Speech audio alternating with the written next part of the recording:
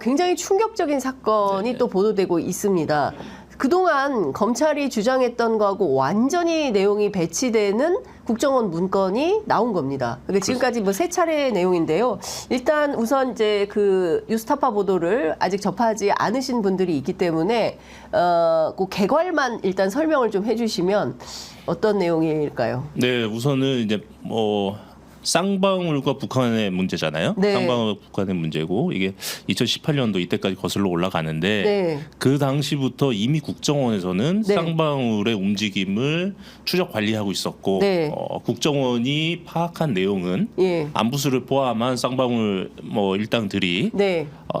주가 조작을 하고 있었고 주가 조작에 북한을 끌어들였다. 네. 그래서 심지어 북한과 논의를 해서 예. 주가 조작의 수익금까지 나누기 할 정도로 이렇게 해서 북한을 끌어들여서 주가 조작하고 있었고 예. 이 내용을 국정원이 모두 다 파악을 해서 네. 동양 문건으로 만들어 놓고 있었다. 이런 내용의 이제 문건이 나온 거죠. 네, 조금 더 좀 상세하게 좀 설명을 좀 드리자면 일단 그동안 우리가 알고 있었던 진실은 소위 얘기하는 이재명 대표의 그 대북 송금 사건으로 처음에 이제 국민들께 알려진 건데 네네.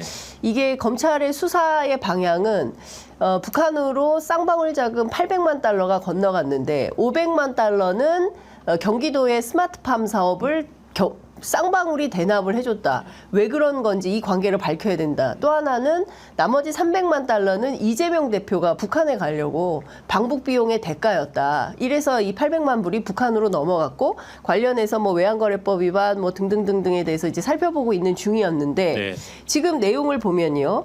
2018년부터 그러니까 아태평화교류협회의 안부수 회장, 그다음에 이화영 전 경기도 평화부지사, 그리고 쌍방울의 김성태 회장, 방용철 부회장 요 4명을 국정원이 집중 관리하고 있었다. 2018년부터 네. 말이죠. 국정원이 왜 이 4사람을 집중 관리를 하고 있었고 그렇다면 국정원에서는 이 4사람의 동향이나 북한에 가서 누구를 접촉하고 누구를 만나서 어떤 정보를 가지고 이런 걸 다 확인하고 있었다는 거잖아요. 그렇습니다. 네. 그러니까 국민들이 보기에는 사실상 이게 왜 이 800만 달러가 그동안 알고 있었던 대로 이재명의 방북 대가 그리고 경기도의 스마트팜 대납이 아니고 그게 아니라 다른 경우에 800만 달러의 진실이 있는 거 아니냐. 실체적 진실을 국정원이 갖고 있다. 이렇게 봐야 되는 겁니까? 맞습니다. 맞고요. 예.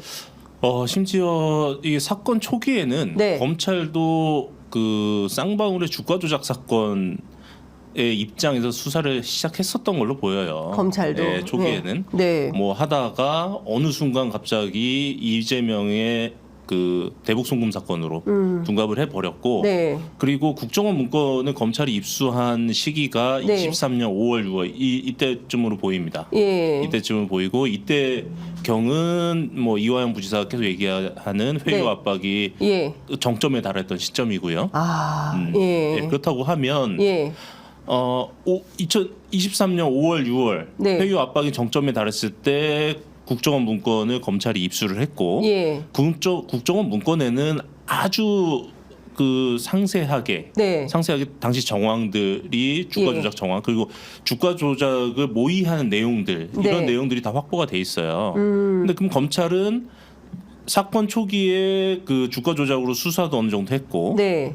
그리고 23년 5월, 6월에는 국정원 문건까지 입수를 해놓고서도 예. 이화영 부지사를 회유 압박해서 이재명 대표 사건으로 둔갑시켜 버린 거죠.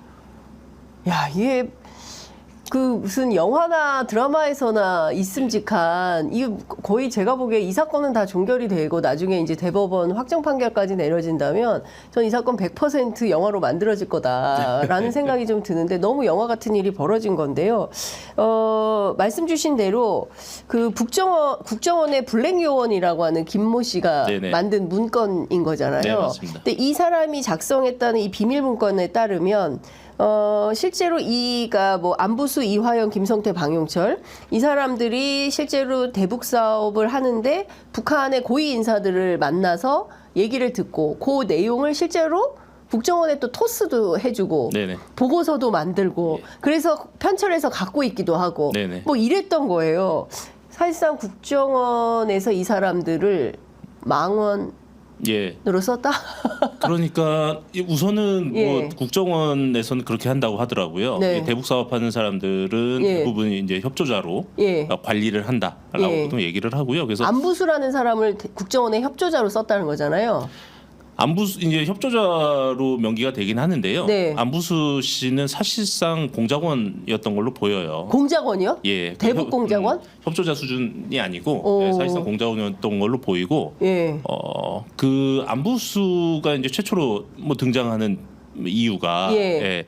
그 리호남, 리호남. 예, 그 영화 공작에서 예, 그- 이성민 역으로 나온 그렇죠. 그리고 예. 이 사람이 뭐냐면 흑금성. 예, 흑금성이고. 리호남과 최초로 안부수가 접촉을 하고 예. 리호남을 통해서 김성애를 만나고 이런 과정들이 있는데 예. 이런 과정 속에서 그 국정원이 안부수 씨를 거의 공작원 정도로 아마 관리를 하지 않았나 싶고요. 그러면 리호남과 안부수는 자주 소통하던 사이였다고 봐야 될까요? 그렇게 보는 게 맞을 것 같습니다. 그 리호남에 대해서 잠깐 좀 말씀을 예, 드리면, 예. 뭐 영화 공작에서 자세히 나오긴 했지만, 네. 북한에서 이제 그 외화벌이 예. 전문가예요. 정찰국장. 전문가고 뉴스 찾아보면 나오는 내용인데 예. 뭐 수년 전에는 한국가스공사와 예. 접촉을 해서 러시아 가스를 들어오는 뭐 PNG 라인 이 네. 사업을 추진하기도 했었고, 예. 그 다음에 그 일본에서 회사를 만들어서 예.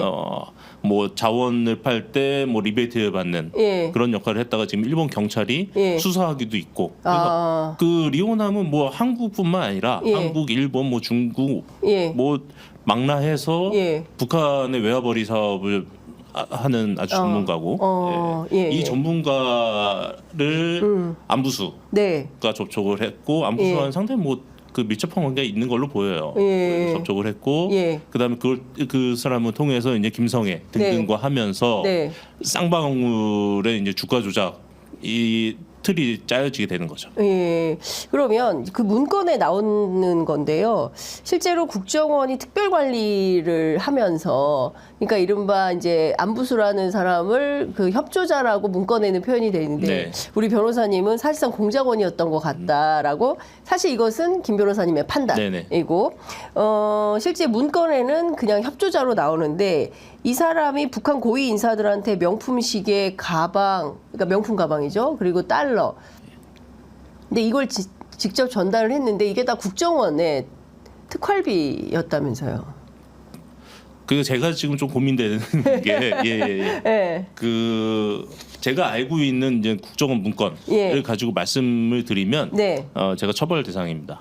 어. 그렇기 때문에 뭐 제가 이제 저도 기사 범위 내에서만 내에서만. 말씀드려야 제 신변의 안전이 확보되기 때문에 알겠습니다. 그렇긴 한데